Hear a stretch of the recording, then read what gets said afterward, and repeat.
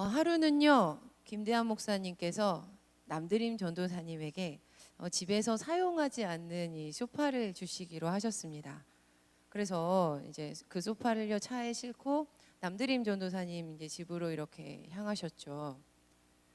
집 입구에 들어서서요 이렇게 신발장을 딱 보신 목사님께서 깜짝 놀라면서 말씀하셨다고 합니다. 어우, 수련회 온 줄 알았네. 남드림 전도사님 댁이요 형제 자매가 좀 많거든요. 사남매세요. 그러자 그 말을 들은 전도사님께서 곧바로 목사님께 이렇게 이야기하셨답니다. 말씀드렸대요. 목사님 댁도 머지않아 이렇게 되실 거예요. 여쭤봤어요. 예화로 써도 되죠? 두 분 다 오케이 해서 예화를 썼어요. 식구가 많으면요 좀 불편한 부분도 있겠지만 함께 공유할 수 있는 삶의 능력과 더불어서 웃을 수 있는 이야기들이 참 더 많아진다고 생각을 합니다. 사랑 안에서 한 배를 탄 한 팀은요 우리에게 힘을 주죠. 이런 말이 있습니다.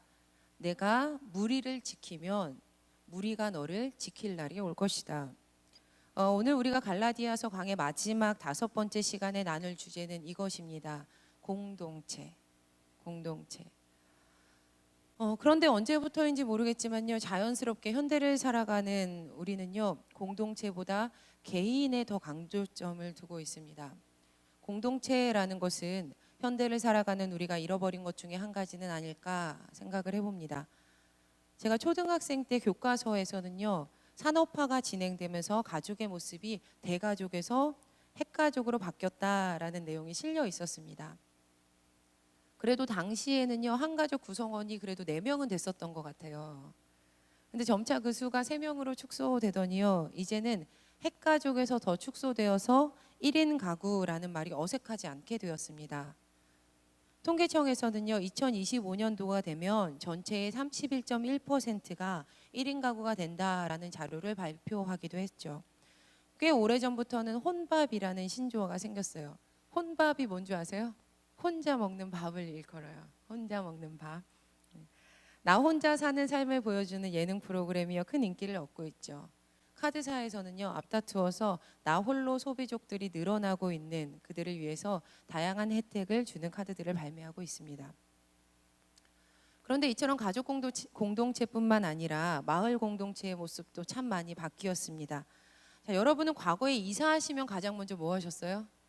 이사하시면요? 네, 떡 돌리셨죠. 저도 어릴 때 이사떡을 종종 먹었던 것 같습니다. 팥고물이 묻어서요 이렇게 뜨끈뜨끈한 김을 내는 떡을 들고 내가 어디서 왔고 어떻게 왔다라고 소개하는 옆집 아주머니의 모습. 그런데 요즘 우리는요 이 옆집에 누가 사는지 잘 모릅니다. 알려고 하면요 도리어 이상한 사람 아닌가 오해를 받죠. 지금 제가요 이렇게 현대의 모습이 바뀌고 있다, 이렇게 바뀌었다는 것은 부정적인 거다, 나쁜 거다, 아니면 혹은 긍정적인 거다, 좋은 거다 이렇게 판단하려고 함은 아닙니다. 제가 여러분에게 드리고자 하는 말씀은 바로 이것입니다. 좋든 싫든 현대 한국 사회는요 공동체의 기초라고 할 수 있는 가족의 모습에서부터 무언가 함께하는 사람들의 모임의 모습이 변화됐고 그 중요성이 조금은 흐려지고 있다라는 사실 말입니다. 또 우리는요 이렇게 변화된 삶의 환경 속에서 살아가다 보니까 굳이 함께 하지 않아도 괜찮겠다, 나 혼자여도 괜찮겠다라는 생각을 가지게 되었다는 점입니다. 아마 젊은 층들과 젊은이들과 허심탄회하게 대화를 나누시다 보면 대부분의 젊은 층들 중에는 아주 적게라도 이런 생각을 가지고 있는 이들이 많다는 것을 곧 알게 되실 것입니다. 다음 세대로 갈수록 공동체의 필요성에 대해서 깊이 생각해 보는 것을 중요하게 여기지 않습니다. 아니 사실은 생각해 보지 않는 경우도 참 많죠. 젊은 엄마들은요, 제 또래의 젊은 엄마들은요, 우리 아이들이 아니라 내 아이입니다. 그런데 이러한 사회적 현상은요, 비단 한국 사회에만 영향을 주는 것이 아니라 우리 한국 기독교에도 큰 영향을 주고 있습니다.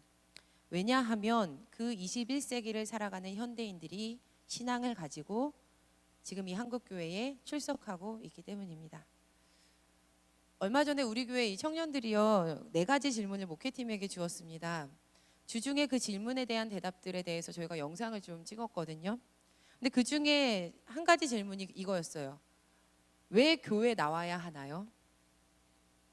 다른 말로 풀어보자면 왜 꼭 신앙의 공동체 안에서 신앙생활을 해야 하나요? 혼자서는 안 되나요? 라고도 할 수 있겠죠. 아쉽지만요, 오늘 이 설교는 그거에 대한 대답이 들어있지는 않아요. 영상을 통해서 보세요. 자, 장년층의 성도님들, 그동안 교회 다니시면서 이런 질문들 생각해 보신 적 있으세요? 너무 당연하게 나는 신앙생활을 위해서 교회에 나가야 한다라고 생각하시면서 신앙생활 하셨을 거라고 생각합니다. 아마 이런 질문 생겨도요, 잊어야 돼, 이건 잘못된 거야 하면서 스스로를 채근하셨겠죠. 하지만 현대를 사는 많은 사람들은요, 공동체에 대해서 의문을 가집니다.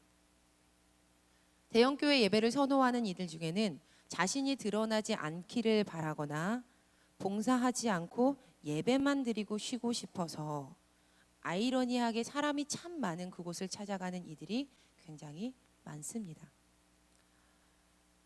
그렇다면 도대체 왜 현대 크리스천에게 있어서 신앙 공동체의 중요성은 축소가 되어가고 있는 것일까?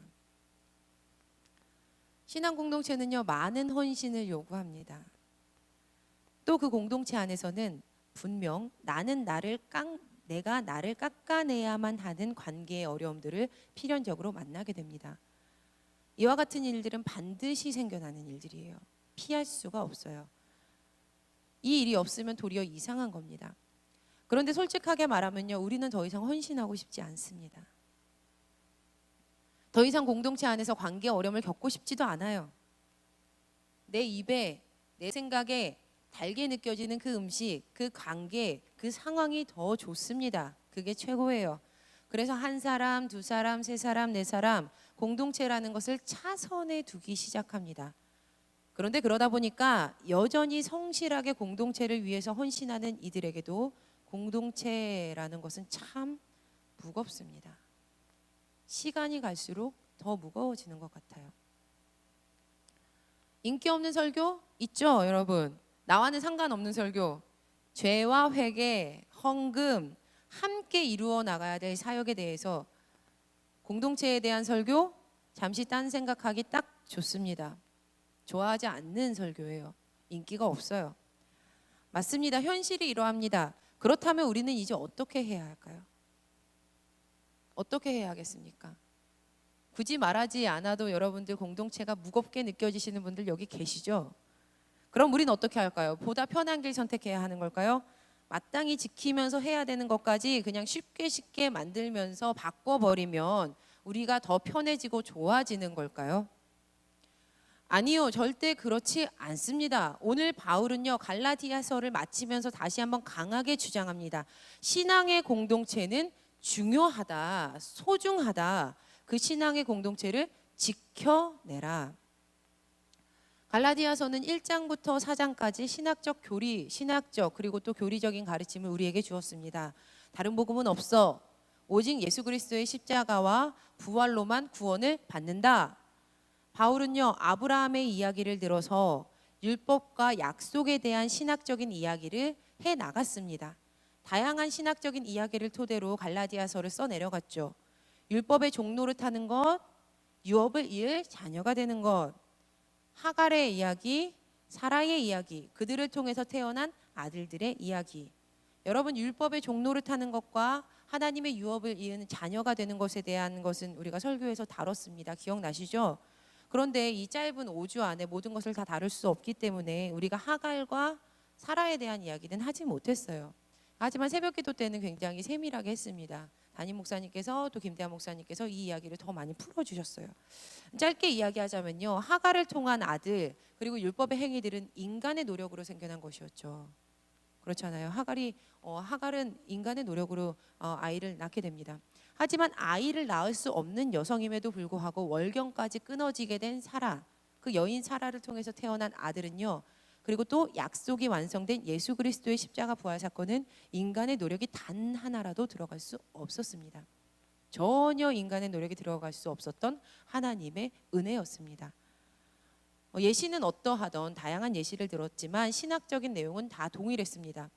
믿음으로 구원받는 것은 하나님께서 허락하신 은혜이다라는 것입니다. 그리고 이 은혜를 통해서 구원받은 자들은요, 그 공동체를 세우게 되었다는 겁니다. 그 구성원들은 부족해도 모자라도 비루해도 죄인이어도 이방인이어도 할례를 받지 못했어도 괜찮습니다. 구원하신 하나님의 은혜는요, 그 모든 이들을, 그 모든 자녀들에게 동일하게 허락이 되었습니다. 이제 그들은 한 공동체요, 한 가족이 된 것이죠. 갈라디아 지역의 교회는요, 그 공동체 중에 하나였습니다. 비록 이들은 이방인 공동체였지만 바울에게는 예수 그리스도의 십자가로 구원받은 이 공동체가 참으로 귀했습니다. 때문에 이 공동체를 지키기 위해서 그는 끝까지 투쟁하며 강한 어조로 계속적으로 갈라디아서에서 질책을 하고 있었던 겁니다. 자, 여러분 생각해 보세요. 누가 싫은 소리 하고 싶겠어요? 이런 일은요, 생각보다 참 많은 에너지가 필요합니다. 우리 청소년들 있죠? 중고등부들, 엄마 아빠가 잔소리하는 거 좋아서 하는 것 같아요? 더 힘들어요. 누가 좋아해요? 그렇지만요, 바울은요, 그의 마음속 깊이 공동체를 생각했습니다. 왜? 십자가 부활 사건 때문에. 신앙의 공동체가 생겨난 그 근원 때문에. 왜 생겼는지 바울은 알고 있으니까. 이제 바울은요, 갈라디아서 1장부터 4장에서 신학적 교리적 가르침을 제시했다면 이제는 곧바로 5장 6장에서 윤리적이고 교훈적인 실제적인 가르침을 말해주고 있습니다. 특별히 갈라디아서 6장에서는 공동체의 연합에 대한 바울의 교훈적 가르침이 있습니다. 바울은 말합니다. 소중한 신앙의 공동체를 지키기 위한 헌신을 하라.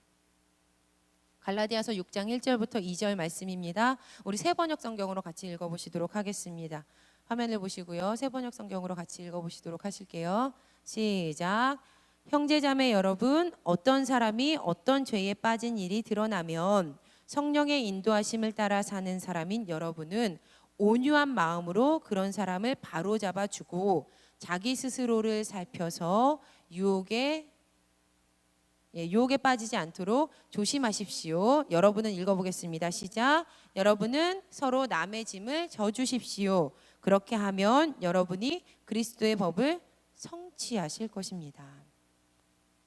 바울의 진짜 마음은요, 죄에 빠진 사람들을 공동체에서 제해버리는 것이 아니었습니다. 성령의 인도하심을 따라 사는 이들이 죄에 빠진 사람들을 바로잡아주고 그리고 본인 스스로도 살펴보아서 유혹에 빠지지 않도록 조심하는 것을 원했던 겁니다. 바울은 이 사역을요, 공동체 안에서 서로의 짐, 즉 서로의 연약함이나 약함을 담당해 주는 일이다라고 명했고요, 그들에게 이 일을 하기를 요청했습니다. 하지만 우리는 어떠합니까? 바울처럼 그렇게 사실 강하게 드러내놓고 질책하지 않죠. 하지만 죄에 빠진 자다라고 판단이 되면요, 아주 쉽게 공동체에서 제해버립니다. 저 옷 입고 예배 드린다고? 잘나내야 마땅해. 내 생각에는 저런 언행은 윤리적이지 못한 것 같아. 끝. 외모적으로 신체적으로 내 기준에 미달이야. 내 계획과 생각과 전혀 다른 방향이잖아. 나 안 할래. 여러분, 갈라디아서 6장 3절에서 4절은 뭐라고 말씀하고 있습니까? 만일 누가 아무것도 되지 못하고 된 줄로 생각하면 스스로 속임이라. 각각 자기의 일을 살피라. 그리하면 자랑할 것이 자기에게는 있어도 남에게는 있지 아니하리니, 자랑할 것이 내가 생각하기에 자랑이지 타인들이 보기에 자랑할 것은 아니다. 지금 바울이 강하게 이야기하고 있는 겁니다. 바울은요, 굉장히 강했지만 투쟁했지만 죄에 빠진 이들 돌이켜서 그리스도의 품으로 데려오라고 권고합니다. 잘라내기를 원하지 않았던 거예요. 하지만 저를 포함한 우리 모두는 어떠합니까?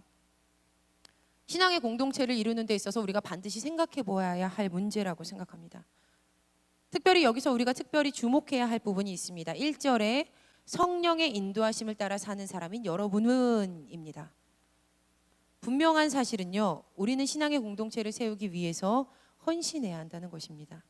우리는요, 죄에 빠진 이들을 바로잡아 주어야 해요. 서로의 짐을 져주어야 하는 겁니다. 그런데 여러분 잘 들으세요. 이 일은요, 성령의 인도하심을 따라 사는 사람들만 해낼 수 있습니다. 성령과 함께하는 이들에게는요, 짐을 더 들 수 있는 신앙의 근력이 있습니다. 그들에게는 이 일이 그렇게 무겁지가 않아요. 도리어 기뻐합니다. 예수님께서 말씀하셨죠. 내 멍에는 쉽고 내 짐은 가볍다. 저는 예수님께서 거짓말 하셨을까? 아니라고 믿습니다. 하지만 만약 반대 경우라면 어떠하겠습니까? 성령의 인도하심을 따르지 못하는 사람이 나라면 분명 나는 내 짐도 지지 못할 것입니다. 갈라디아서 6장 5절을 새 번역으로 보니까 이렇게 말씀합니다. 사람은 각각 자기 몫의 짐을 져야 합니다. 라면서 바울은 사람은 각각 자기 몫의 짐을 가지고 있다라고 분명하게 짚고 넘어갑니다. 우리에게는 우리의 짐이 있어요. 이 말은요, 우리가 져야 되는 그 짐은 우리가 해내야 할 사역의 몫이 있다는 겁니다. 하지만 성령의 인도하심을 따라 사는 이들은요, 여기서 그치지 않는 거예요. 여전히 죄 가운데 있는 이들의 짐을요, 그들이 빛 가운데로 들어오게 될 때까지 함께 대신 져줄 수 있는 신앙의 근력이 있는 겁니다. 그들에게는요, 분명한 신앙의 근력이 있는 거예요. 그런데 목사님 설교 들어보니까 왜 우리가 이렇게까지 해야 합니까? 왜 우리가 해야 되는데요? 왜냐하면 이 공동체는요, 그리스도 예수를 통해 세워진 소중한 공동체이기 때문입니다. 저와 여러분이 먼저 그 죄인이었는데 예수님이 우리의 짐 대신 져주셨기 때문에 빚진 자이기 때문입니다. 여러분, 소중한 것은요, 헌신이 필요해요. 소중한 것일수록 헌신이 필요해요. 한 생명을 낳아서 기르는 일, 내가 정말 원했던 거, 가지고 싶었던 거, 그거 가지게 되는 것, 손에 넣게 되기까지 여러분 깊이 생각해 보세요. 우리가 소중하면 소중할수록 더 많은 헌신과 내가 깎아지는 경험을 하면서 그것을 얻었습니다. 그런데 왜 신앙의 논리에는 그것을 접해보지 않으십니까? 왜 신앙에는 그 이성적이고 논리적인 그것을 접해보지 않으시냐는 말입니다. 왜 가만히 있다가 얻어지길 원하느냐는 말이에요. 여러분, 신앙 공동체는, 교회는 하나님께서 허락하신 선물입니다. 그것은 예수 그리스도의 피값이며 부활의 값이에요. 어떻게 쉽다 말할 수 있고 어떻게 소중하지 않다 말할 수 있겠습니까? 어떻게 값이 싸요? 어떻게 공짜예요?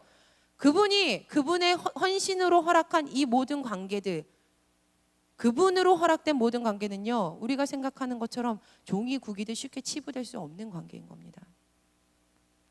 여러분 힘들 때 누가 잡아주었습니까? 여러분이 아플 때 누가 기도해 주었어요? 여러분의 마음이 힘들 때 누구와 함께 그 어려움을 겪어냈습니까? 그런데 그 공동체가 없어졌다고 생각해 보세요. 현대 한국 사회에서는요, 진짜 교회를 만나지 못해서 아파하는 이들이 있습니다. 제 주변에 참 많아요. 우리는 참 행복한 겁니다.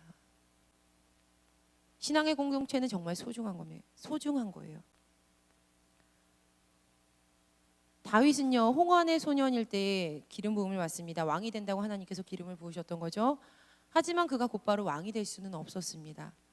이스라엘의 1대 왕이었던 사울이 전쟁 후에 다윗은 만만이고 사울은 천천히다라는 노랫소리를 듣습니다. 그러자 그의 마음에요, 다윗을 향한 질투가 불일 듯 타오르죠. 사울은 다윗을 죽이고자 미친 사람처럼 쫓아다녔습니다. 하루는요, 다윗이 사울을 피하여서 가드 왕 아기스에게로 도망을 갑니다. 그러나 그곳에서도 다윗은 목숨을 지키기 위해서 미치광이 연기를 해야 됐죠. 그 이후에 다윗은 그곳마저 떠나서 아둘람 굴 속으로 몸을 피합니다. 우리 사무엘상 22장 1절에서 2절은 이렇게 말합니다. 같이 읽어보시겠습니다. 시작. 그러므로 다윗이 그곳을 떠나 아둘람 굴로 도망하매 그의 형제와 아버지의 온 집이 듣고 그리로 내려가서 그에게 이르렀고 환난당한 모든 자와 빚진 모든 자와 마음이 원통한 자가 다 그에게로 모였고 그는 그들의 우두머리가 되었는데 그와 함께한 자가 400명 가량이었더라. 아멘. 이거 글로 보니까 그냥 그렇구나 하지만요, 사실 얼마나 오합지졸이며 다윗을 얼마나 지치게 만드는 일이었을까. 빚지고 마음이 원통하면요, 아파요. 그래서요, 그 아픔이 밖으로 표출돼요. 조금만 건드려도요 악 소리 내면서 상대방과 트러블이 일어나요. 그런데 그런 사람이 400명 가량이래요. 400명 가량의 사람이 그것도 굴 속에 숨어서 365일 24시간을 함께 삽니다. 여러분 한번 상상해 보세요. 그 공동체. 하지만 그들은요 끝내 다윗을 통해서 이루어진 평화로운 나라의 일꾼들이 됩니다. 어떻게 오합지졸이었던 그들이 한 나라의 기둥이 될 수 있었을까? 다윗이 하나님의 마음에 합한 자였다라는 점에서 그 증거를 찾아볼 수 있을 것 같습니다. 다윗이 그들의 짐을 함께 졌다고밖에 생각할 수가 없는 거예요.